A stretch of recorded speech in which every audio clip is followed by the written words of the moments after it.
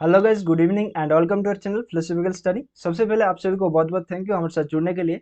उम्मीद करूंगा आप लोग बहुत अच्छे हैं और आपका प्रिपरेशन बहुत अच्छे तरीके से चल रहे होंगे। तो गाइस, मेरा नाम राहुल मंडल है और स्वागत है आप सभी को आज इस सेशन में। तो आज हम लोग इस सेशन में बात करने वाले हैं कि 2013 से लेकर 2023 तक जितना सारा प्रीवियस ईयर क्वेश्चंस पूछा गया था यूजीसी नेट के द्वारा, उन सभी को हम लोग डिस्कस करने वाले हैं। बेसिकली हम लोग सोशल एंड पॉलिटिकल फिलोसफी को देखेंगे, वेस्टर्न पार्ट मतलब जो यूनिट 8 है। ठीक है, तो उस यूनिट को हम लोगों ने अच्छे से कवर करवाएंगे। ठीक है, यहाँ पर 10 इयर्स आप लोगों को प्रीवियस ईयर क्वेश्चंस देखने को मिलेगा। ठीक है, तो आई होप कि ये सेशन आप लोगों को अच्छा लगेगा। तो चलिए बिना किसी देर को सेशन को शुरू करते हैं।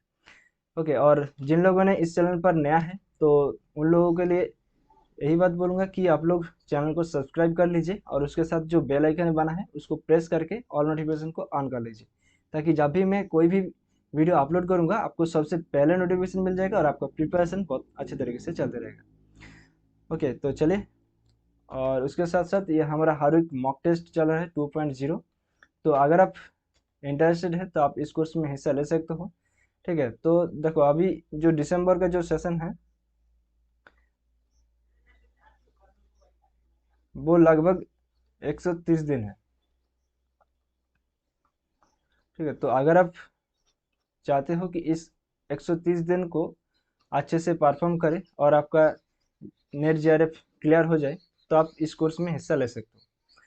तो यहाँ पर आप लोगों को क्या क्या मिलेगा, देखो 4500 प्लस फिलोसफी का एमसीक्यू मिलेगा, यूनिट वाइज मॉक टेस्ट मिलेगा, कंप्लीट फिलोसफी टेस्ट रहेगा और प्रीवियस ईयर क्वेश्चंस भी आप लोगों को यहाँ पर मिलेगा।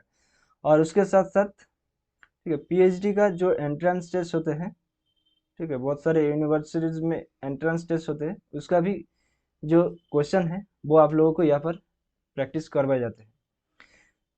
ठीक है, और उसके साथ साथ यहाँ पर आप लोगों को अनलिमिटेड पेपर 1 का जो मॉक टेस्ट है वो भी आप लोगों को यहाँ पर फ्री में प्रोवाइड करूँगा। ठीक है, अभी हमारा जो टेस्ट है वो वीक में 2 दिन के लिए हो रहा है। ठीक है, जब एग्ज़ाम का डेट डिक्लेयर हो जाएगा तब ये जो टेस्ट है वो 4 डेज हो जाएगा। ठीक है, तो 20% आप चल रहे हैं तो आप अपने हिसाब से देख सकते हो। तो रजिस्टर करने के लिए लिंक यहाँ पर दिया गया है और वीडियो के डिस्क्रिप्शन बॉक्स पर जाओगे तो आपको रजिस्टर करने के लिए लिंक मिल जाएगा। तो आप उस लिंक से क्लिक करके इस जो रजिस्ट्रेशन का जो फॉर्म है वो फिल कर सकते हैं। ठीक है, और अगर इसके बारे में और भी कुछ जानना है तो आप मुझसे डायरेक्टली कांटेक्ट कर सकते हैं। तो यहाँ पर मेरा टेलीग्राम आईडी और ईमेल आईडी दिया गया है, तो आप इन दो आईडी से किसी भी एक से कांटेक्ट कर सकते हैं। और ये हमारा लास्ट 3 सेशन का अचीवमेंट्स है। ठीक है, तो आप देख सकते हो। ओके, तो चलिए फर्स्ट क्वेश्चन आपके सामने स्क्रीन पे ये रहा। तो ये क्वेश्चन जो है वो दिसंबर 2013 से लिया गया है। तो देखो, women is not born but made is the statement of. तो यहाँ पर बेसिकली इस जो यूनिट है यूनिट 8, यहाँ पर आप लोगों को स्टैटिक क्वेश्चन ज़्यादा देखने को मिलेगा।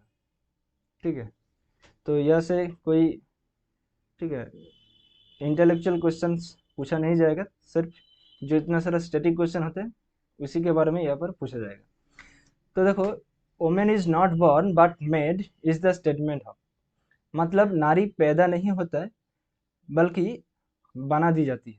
तो ये कथन किसका है? तो ऑप्शन 1 मैरी उल्स्टोनक्राफ्ट, ऑप्शन 2 इमा गोल्डमैन, या फिर ऑप्शन 3 सिमोन दी बुवियर, या फिर ऑप्शन 4 लूसी इरिगरी। तो इस क्वेश्चन का जो सही आंसर होगा वो है ऑप्शन 3 सुमन दी बोवियर। राइट, तो इसका एक ग्रंथ भी है जो पॉपुलर हुआ था, वो है द सेकंड सेक्स।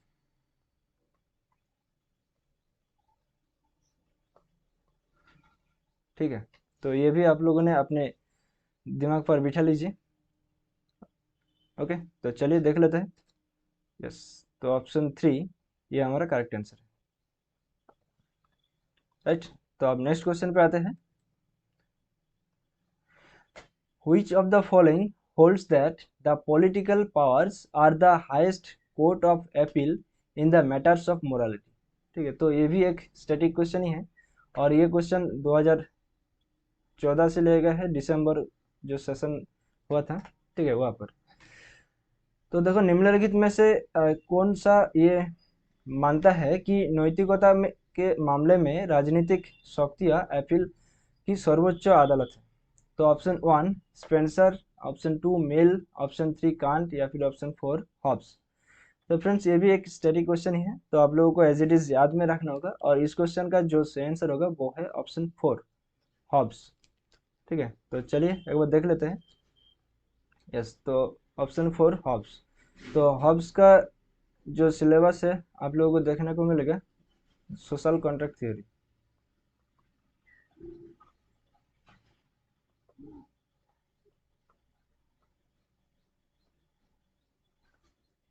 ठीक है,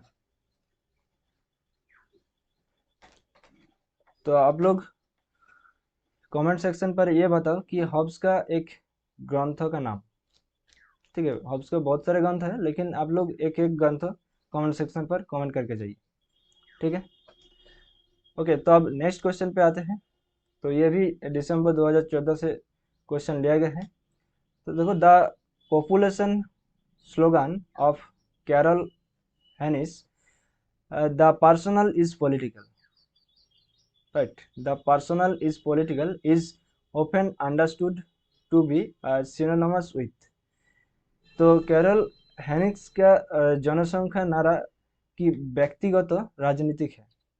तो इसका कि अक्सर इसका परिचय समझा जाता है कि कौन सा फेमिनिज्म है। ठीक है, तो option 1 first wave feminism, option 2 third wave feminism, option 3 post feminism या फिर ऑप्शन 4 सेकंड वेव फेमिनिज्म। तो जल्दी बताओ। तो देखो, ये जो द पर्सनल इज पॉलिटिकल, ठीक है, ये जो स्लोगन है वो कैरल की हैनिस के द्वारा दिया गया है, राइट। और ये सोशलिस्ट फेमिनिज्म का जो स्लोगन है वो है।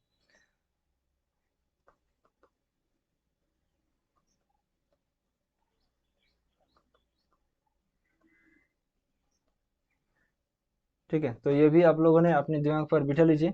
और ये सोशलिस्ट फेमिनिज्म आया था सेकेंड वेव फेमिनिज्म, राइट। तो चलिए वो देख लेते हैं। यस, तो इस क्वेश्चन का जो सही आंसर है वो है option 4 second wave feminism. Okay, तो अब नेक्स्ट क्वेश्चन पे आते हैं।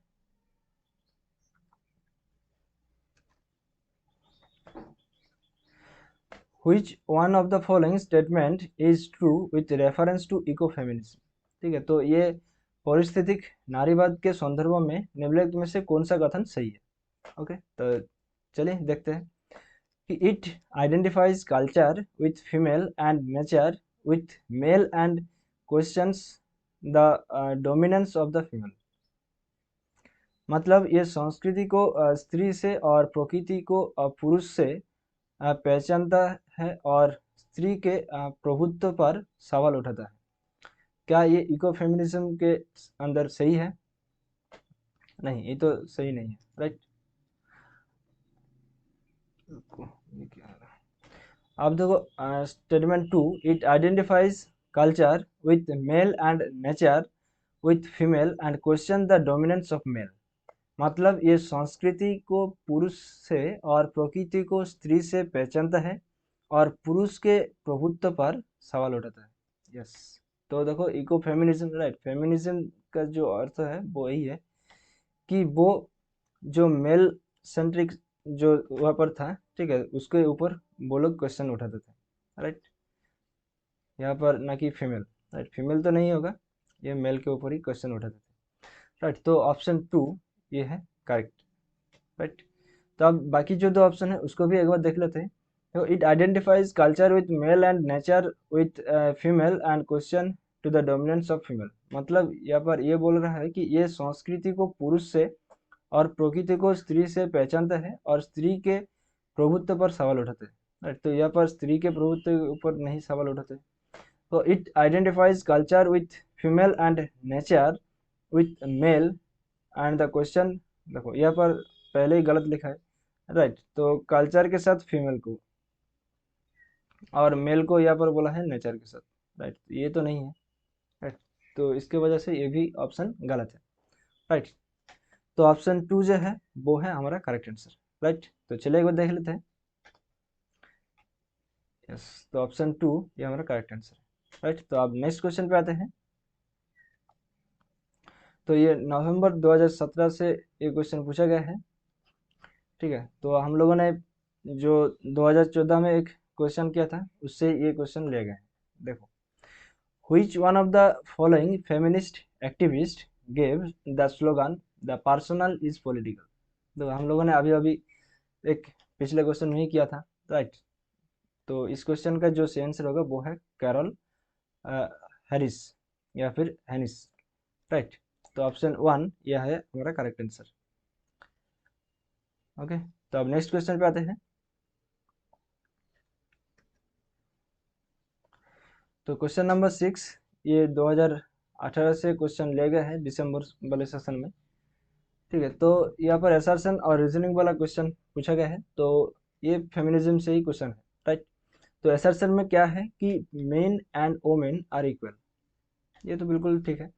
Both men and women are essentially rational creatures, ये भी सही है, राइट। तो दोनों ही स्टेटमेंट करेक्ट है और जो असर्शन है वो रीजनिंग का करेक्ट एक्सप्लेनेशन भी है, राइट। तो ऑप्शन 1 ये है हमारा करेक्ट आंसर। ओके, तो चलिए देख लेते हैं। यस, तो अब नेक्स्ट क्वेश्चन पे आते हैं। क्वेश्चन नंबर 7 ये दिसंबर 2018 से क्वेश्चन ले गए हैं कि who among the following holds the view that morality consist in obedience to the law of state. तो देखो, ये morality consist in obedience to the law of state, तो इसके बारे में हम लोगों ने एक क्वेश्चन पहले भी किया था। कहाँ पर देखो,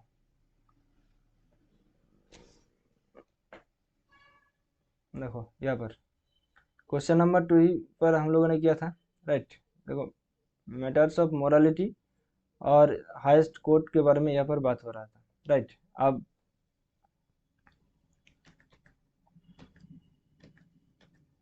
यहाँ पर देखो,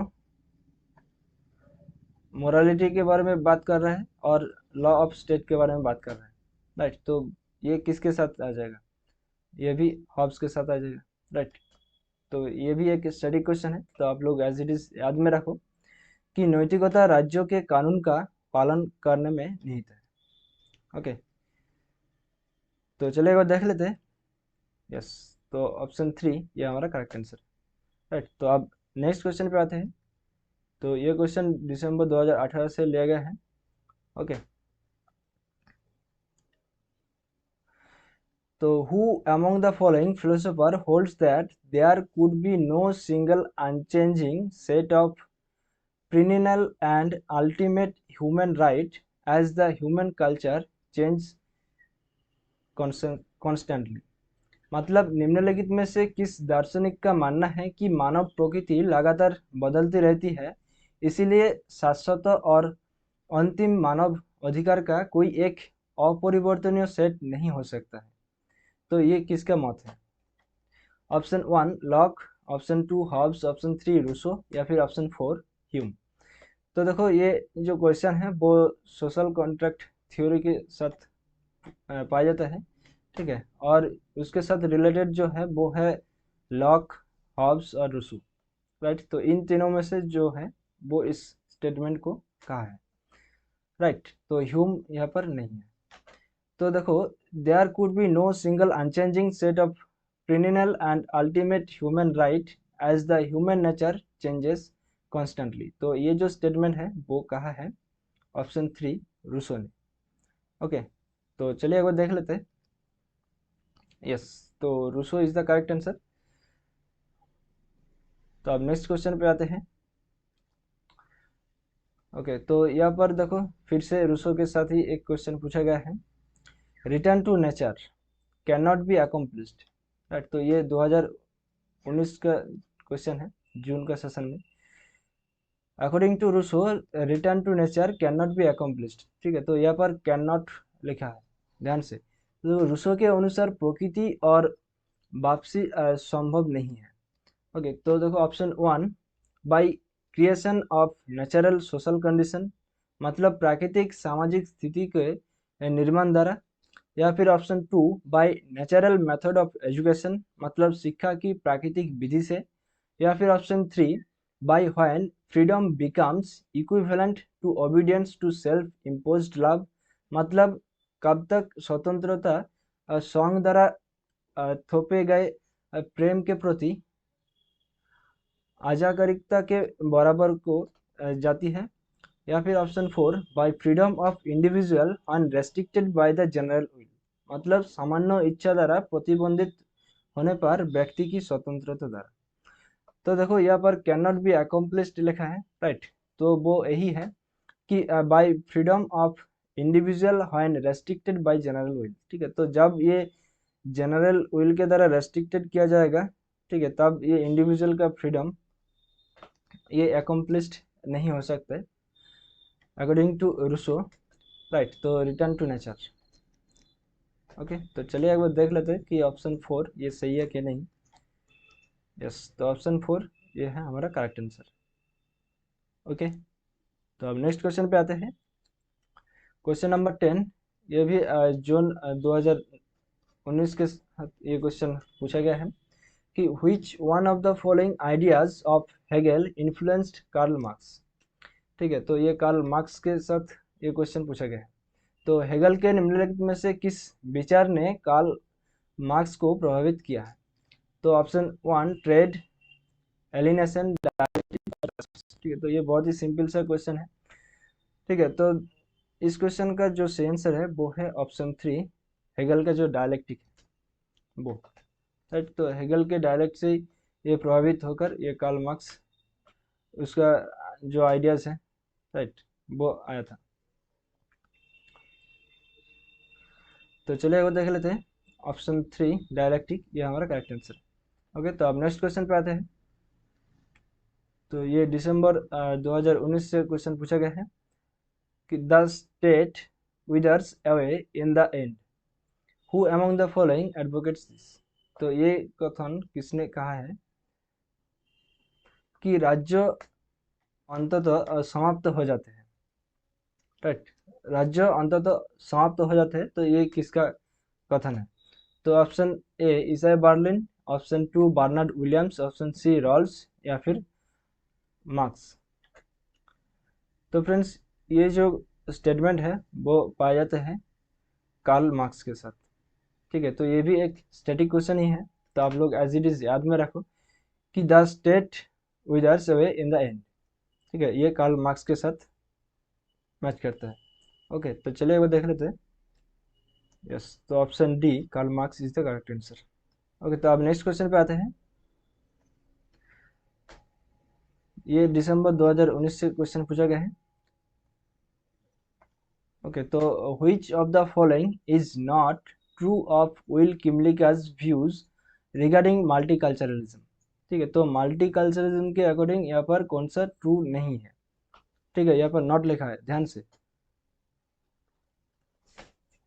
ओके, तो देखो ऑप्शन ए पर है he advances a theory of mirror representation, option B he seeks to replace the individualistic model of representation by model of group representation, option C a group should be represented in proportion to its number in the population at large, या फिर option D the groups cannot refuse the provision of their separate representation, मतलब समूह अपने पृथक प्रतिनिधित्व को प्रावधान से इनकार नहीं कर सकते।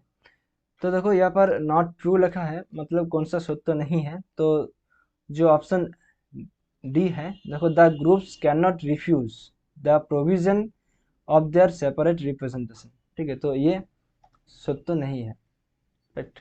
विल किमरी का जो व्यू है वो मल्टीकल्चरलिज्म के रिगार्डिंग। तो देखो मल्टीकल्चरलिज्म क्या है,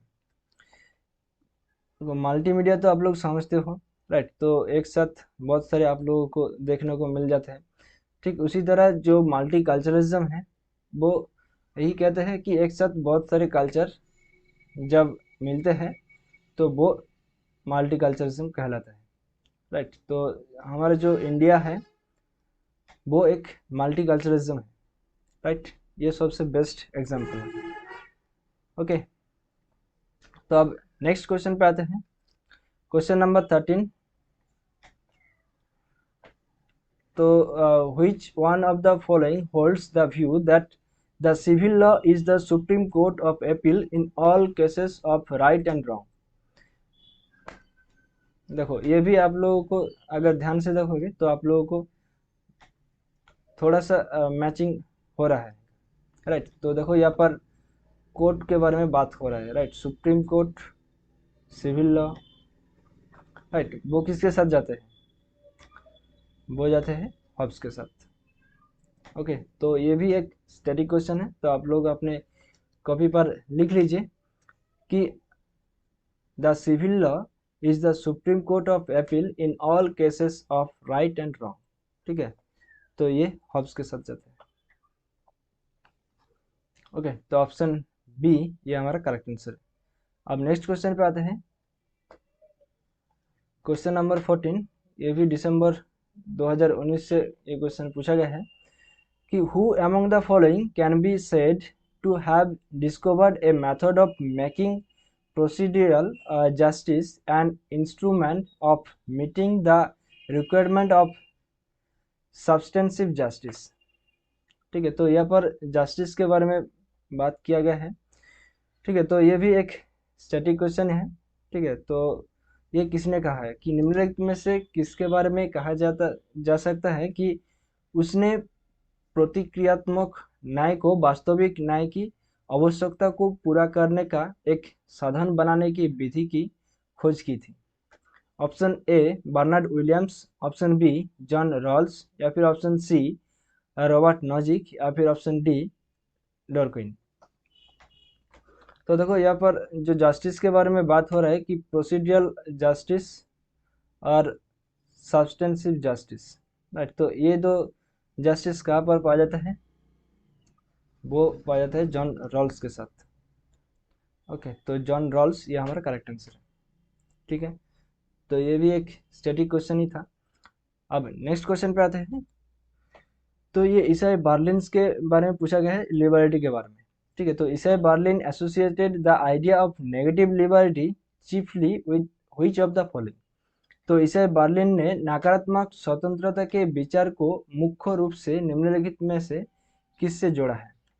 तो option A classical Marxism, option B later Marxism, option C classical liberal tradition, या फिर ऑप्शन डी कम्युनिटेरियनिज्म। तो जल्दी बताओ। तो देखो, ये जो क्वेश्चन है ईसाई बर्लिन, ठीक है, वो लिबर्टी के साथ आते हैं। ठीक है, तो ये उन्होंने ये नेगेटिव लिबर्टी के बारे में आइडिया जो दिया था वो एसोसिएटेड है कि क्लासिकल लिबरल ट्रेडिशन, मतलब ऑप्शन सी ये हमारा करेक्ट आंसर होगा। ओके, तो अब देखो, जो ईसाई बर्लिन है, ठीक है, उन्होंने ये लिबर्टी के बारे में कहा है कि एब्सेंस ऑफ कोर्सियन। ठीक है,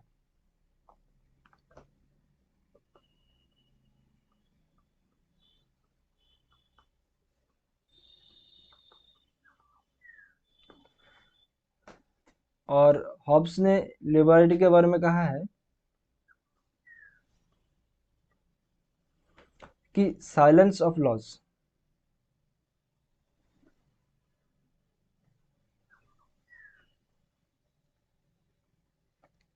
ठीक है, ये दो कोटेशन आप लोगों ने अपने कॉपी पर लिख लीजिएगा। ओके, तो चलिए देख लेते हैं इस क्वेश्चन का आंसर कौन सा होगा। यस, तो क्लासिकल लिबरल ट्रेडिशन। ओके, तो अब नेक्स्ट क्वेश्चन पे आते हैं। तो ये भी दिसंबर 2019 से लिया गया है। ओके, तो who among the following feminist thinkers argues that women have been given dependent deprived derivative status as the other of man as the product of her upbringing in society and challenges Freud's dictum anatomy is destiny? ठीक है, तो इतना सारा अगर आप लोग नहीं पढ़ सकते तो सिर्फ ये याद रखो कि किसने चैलेंज किया था फ्रीडम्स डिक्टम को कि एनाटॉमी इज डेस्टिनी। ठीक है, कि शरीर रचना की नियति है। तो इसका चैलेंज किसने किया है? तो मैरी उल्स्टनक्राफ्ट, सिमोन दी बोवियर, या फिर कैरल पैटमैन, या फिर बेटी फ्रेडन। तो इस क्वेश्चन का जो सही आंसर होगा वो तो सभी ने जानते हैं कि Simone de Beauvoir, right. Option B is the correct answer. और अगर आप लोगों ने देखोगे तो कीवर्ड जो है वो यहाँ पर दिया गया है कि आधार ऑफ मैन, ठीक है। आदर्श के जो कॉन्सेप्ट है वो भी सुमन दी बोवियर ने कहा था, राइट। और इस एनाटॉमी इज डेस्टिनी इसको भी चैलेंज किया था, ओके। तो ऑप्शन बी ये हमारा करेक्ट आंसर है। अब नेक्स्ट क्वेश्चन पे आते हैं। तो ये सितंबर 2020 के साथ पाए जाते हैं कि Charles Taylor makes a distinction between which of the following. तो निम्नलिखित में से चार्ल्स टेलर ने किसके बीच अंतर किया था? तो politics of dignity, politics of difference, politics of gender, politics of entitlement, politics of distribution. तो किसके साथ ये डिफरेंस किया था, डिस्टिंक्शन किया था चार्ल्स टेलर ने? तो ये डिस्टिंक्शन किया था politics of dignity and politics of difference, मतलब ए एंड बी के बीच, राइट। तो कहाँ पर है? ऑप्शन बी पर है, राइट। तो ऑप्शन बी ये हमारा करेक्ट आंसर हो जाएगा, ओके। तो अब नेक्स्ट क्वेश्चन पे आते हैं। ओके, तो ये नवंबर 2021 से क्वेश्चन लिया गया है। तो यहाँ पर भी चार्ल्स टेलर से क्वेश्चन पूछा गया है। तो as per the politics of recognition of Charles Taylor which one of the following is true, ठीक है। तो चार्ल्स टेलर की मान्यता की राजनीति के अनुसार निम्नलिखित में से कौन सा सत्य है? ओके, तो option A advocated politics of difference that emphasized that everyone owed recognition of the unique identity, मतलब अंतर की राजनीति की वकालत की जिसमें इस बातें पर जोर दिया गया है कि हर किसी को विशिष्ट पहचान की मान्यता होनी चाहिए। या फिर option B it advocated politics of difference that emphasized that everyone owed recognition of the universal shared identity। या फिर option see it advocated politics of indifference that emphasized that everyone owed recognition of the unique identity। तो यहाँ पर देखो indifference कहा गया है, right. तो ये गलत हो जाएगा। अब देखो it emphasized a move from recognition to non recognition. तो चार्ल्स टेलर के अकॉर्डिंग जो ट्रू है वो है option A, it advocated politics of difference that emphasized that everyone owed recognition of the unique identity, right। ना कि यहाँ पर यूनिवर्सल शेयर्ड यूनिवर्सिटी। तो यूनिवर्सल शेयर्ड यूनिवर्सिटी नहीं है, वो एक यूनिक आइडेंटिटी है, राइट, मतलब इंडिविजुअल आइडेंटिटी है, ओके। तो चलिए एक बार देख लेते हैं। यस, तो option A is the correct answer, okay. तो अब नेक्स्ट क्वेश्चन पे आते हैं। तो ये भी नवंबर 2021 से लिया गया है। तो which one of the following feminist theories argues for working within the structure of mainstream society to integrate women into that structure? तो निम्नलिखित में से कौन सा नारीवादी सिद्धांत महिलाओं को उस रचना में एकीकृत करने के लिए मुख्यधारा समाज की रचना निम्नलिखित में से कौन सा नारीवादी सिद्धांत महिलाओं के उस संरचना में एकीकृत करने के लिए मुख्यधारा समाज की संरचना के भीतर काम करने का तर्क देता है? तो option A eco feminism, option B liberal feminism, या फिर ऑप्शन सी रेडिकल फेमिनिज्म, या फिर ऑप्शन डी सोशलिस्ट फेमिनिज्म। तो देखो यहाँ पर mainstream society to integrate women into that structure, right. तो ये जो स्ट्रक्चर के बारे में बात किया गया है वो है लिबरल फेमिनिज्म के अंदर, राइट। तो चलिए एक बार देख लेते हैं। यस, तो ऑप्शन बी लिबरल फेमिनिज्म ये हमारा करेक्ट आंसर है, ओके। अब ये फेमिनिज्म के साथ कुछ नोट्स है वो हम लोगों ने यहाँ पर ऐड किया है, वो भी आप लोगों को जानना जरूरी है। तो देखो रेडिकल फेमिनिज्म जो है वो है a women is not born but made, ठीक है, जो सुमन दी बोवियर ने ये कहा है। राइट। अब देखो liberal feminism, both men and women are essentially rational creature. Right. और socialist feminism, men and women should be treated equal. और यहाँ पर और एक आता है कि the personal is political. Right. अब मार्क्सिस्ट फेमिनिज्म, उन्होंने ये कहता है कि the structure of women's liberation is essentially bound up with the struggle against capitalism. Right. तो मार्क्सिज्म है वो कैपिटलिज्म के बारे में बात करते हैं। और फेमिनिज्म के बारे में और भी आप लोगों को कुछ जानना है तो आप लोग इस चैनल पर ही जाइए, जाकर सोशल एंड पॉलिटिकल फिलोसफी के अंदर जो प्लेलिस्ट है वो चेक कीजिए। वहाँ पर आप लोगों को फेमिनिज्म के एक सेशन आप लोगों को मिल जाएगा। वहाँ पर हम लोगों ने और भी बहुत सारे जो फेमिनिज्म है उसके बारे में अच्छे से बात किया है।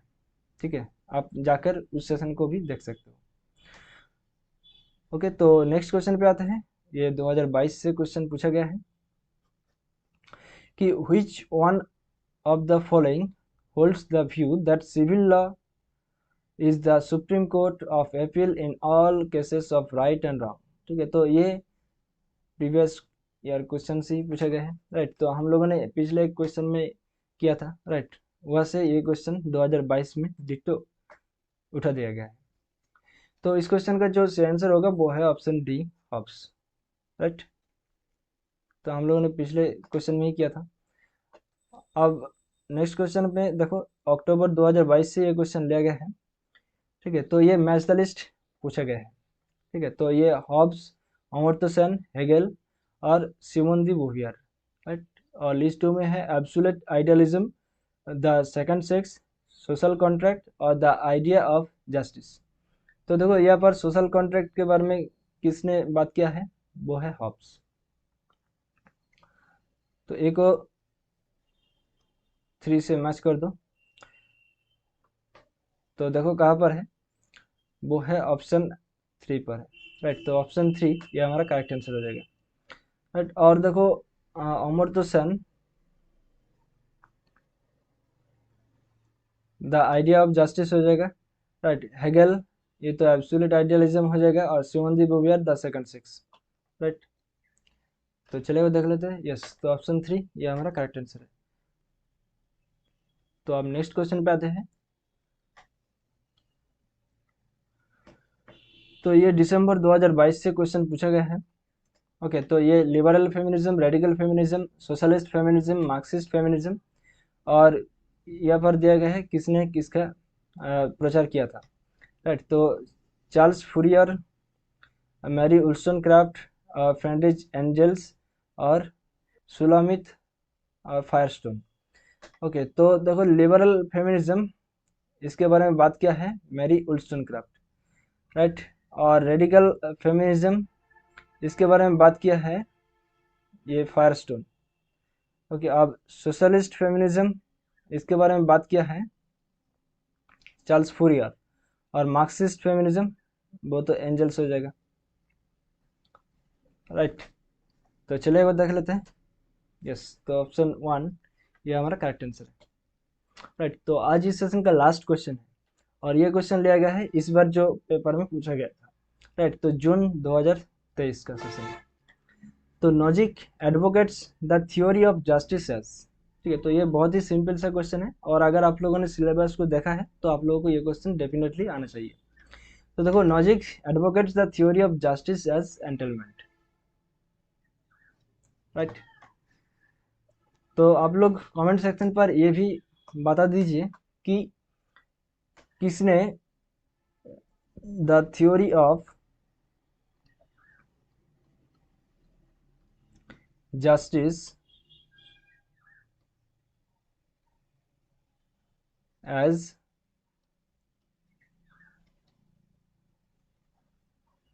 फेयरनेस के बारे में बात किया।